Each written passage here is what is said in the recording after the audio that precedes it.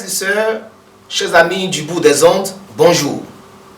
Je suis encore ce matin avec vous pour vous encourager, pour vous motiver à continuer à suivre le Dieu de votre salut et pour accomplir votre destinée ici-bas à la gloire du Dieu Tout-Puissant. Aujourd'hui, le thème de mon exhortation est « N'ayez pas peur ». N'ayez pas peur. Je voudrais donc encourager celui qui m'écoute actuellement à ne pas avoir peur. Bien-aimés, pourquoi ne devons-nous pas avoir peur? Nous avons beaucoup de raisons d'avoir peur aujourd'hui.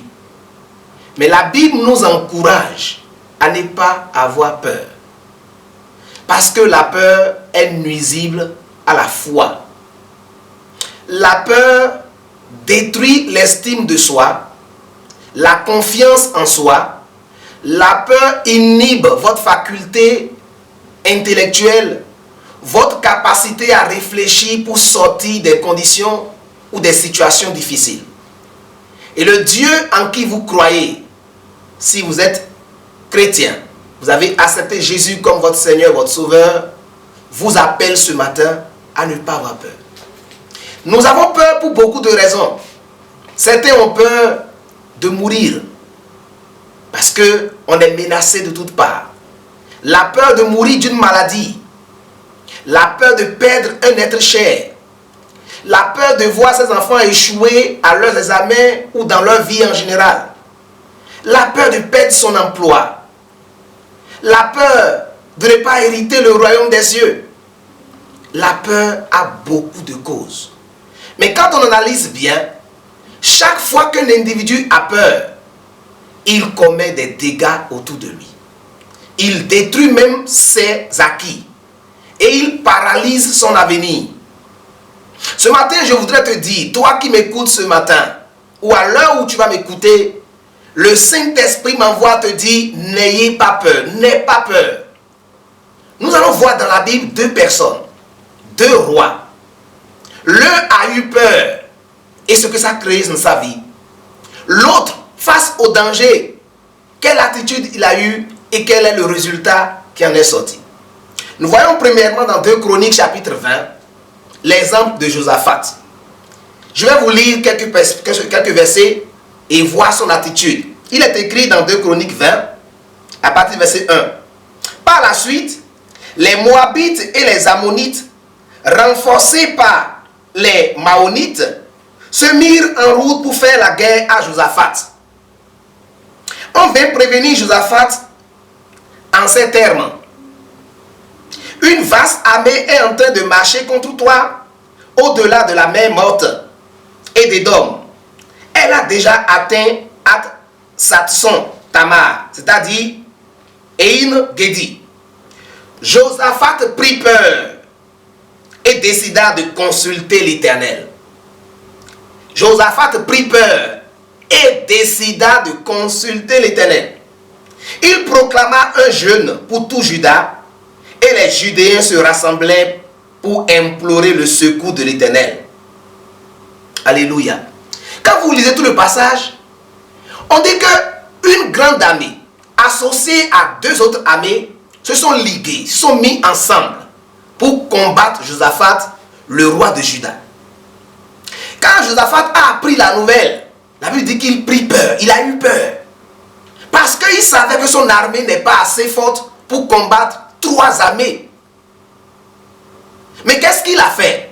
Est-ce qu'il s'est mis à pleurer, à se lamenter ou à aller appeler le chef de l'armée pour dire levez-vous, essayons de faire quelque chose? Josaphat, quand il a pris peur, la Bible dit il consulta l'Éternel. Quand vous avez peur là, qu'est-ce que vous faites, bien-aimés? Quand on a peur, on commence à trembler. On commence à regarder à son cousin, à son pasteur, à son frère, à quelqu'un. On cherche des solutions qui en fait n'en sont pas. La vraie attitude devant la peur, c'est d'abord de regarder en celui qui vit en nous. Jésus pouvait dire, ne vous inquiétez de rien. Paul pouvait dire aux Philippiens, ne vous inquiétez de rien. Lorsqu'on a peur, on s'inquiète. Et on commet des erreurs. Josaphat ici, quand il a eu peur de mourir, de voir son peuple mourir, Il s'est tourné vers l'Éternel, a décrété un jeûne. Les gens ont jeûné, ils ont commencé à dire, Dieu, qu'est-ce qu'on doit faire devant cette armée qui nous menace? Aujourd'hui, vous êtes menacés par Corona. Tout le monde a peur. On a peur de vacciner. On a peur de Corona. On a peur de la mort. On a peur du chômage. On a peur de la galère. On a peur de, est-ce que je vais me marier? Est-ce que je vais trouver un mari maintenant? Là, tu as peur parce que ton âge évolue. Et tu veux te livrer aux païens pour pouvoir trouver un mari. Qu'est-ce qui te fait peur, bien-aimé? Josaphat a consulté Dieu. Quand vous avez peur de quelque chose, la chose qui vous empêche de dormir et qui vous trouble, tournez le regard vers l'Éternel. Josaphat l'a fait. À travers ce jeûne et cette prière, la Bible dit que l'Esprit de Dieu a saisi un jeune prophète, un jeune de la lignée des prophètes. Et il a prophétisé, il a parlé de la part de l'Éternel, dit, ce combat-là n'est pas le vôtre. Levez-vous le lendemain, allez dans telle direction, mettez les chantres devant, allez-y, l'Éternel même se chargera de vos ennemis. Voyez, quand vous tournez vers Dieu pendant les moments de peur, le Seigneur vous inspire. Entre-temps, les gens n'avaient pas le Saint-Esprit qui habitait en eux. Et donc Dieu venait agir sporadiquement pour leur donner des directives. Et c'est ainsi qu'il s'est saisi ce jeune-là, qui leur a révélé la solution. Et Josaphat a eu la victoire. L'ennemi s'est entretué. Et leurs butins ont été ramassés par Israël et Josaphat pendant des jours, ils se sont enrichis. Si tu mets ta confiance en Dieu ce matin, ou à cette heure où tu m'écoutes, quel que soit le problème que tu vis, et tu demandes à Dieu, Seigneur, secours-moi, Seigneur, oriente-moi, que dois-je faire? La Bible déclare que le Paraclétos, le Saint-Esprit qui nous a été donné, te donnera une réponse fiable et tu sortiras victorieux comme Israël est sorti victorieux. Pendant ce temps, voyons le cas de Saül. Saül était menacé aussi par des ennemis quand vous lisez 1 Samuel 13. Et en tant que roi, il n'avait pas droit de faire le sacrifice, d'aller devant l'autel pour offrir un sacrifice à Dieu. À cause de la peur, Saül est parti et a commencé par offrir le sacrifice à la place du sacrificateur.